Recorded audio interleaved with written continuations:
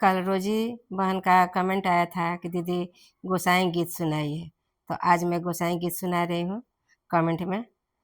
अच्छा बताइए कि कैसा लगा गीत। बान्हल बाड़े शंकर लड़ुआ आवटल अच्छा दूध। बान्हल बाड़े शंकर लड़ुआ आवटल अच्छा दूध। खाइलना काली हो माई जईबू बड़ी दूर।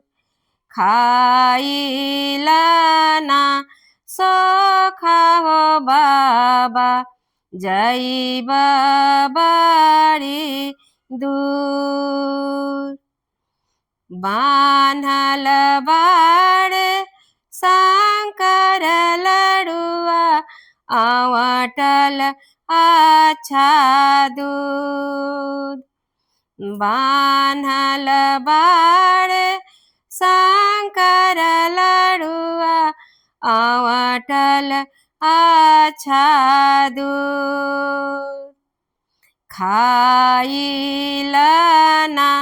बानी हो माई जईबू बड़ी दूर। खाइलना बानी हो माई जईबू बड़ी दूर। खाइलना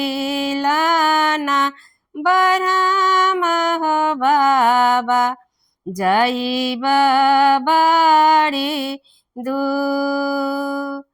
खाइलना बरहम हो बाबा जईब बड़ी दूर। बान्हल बाड़े शंकर लड़ुआ आवटल अच्छा दूध।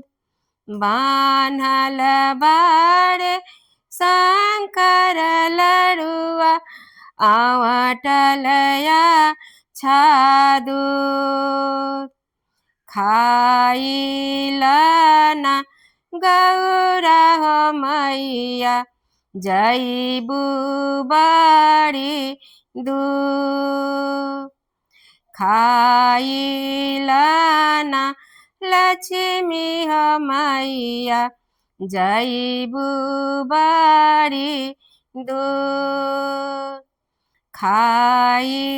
खाइलना भोला हो बाबा जईब बड़ी दूर। खाइलना विष्णु हो बाबा जईब बड़ी दूर।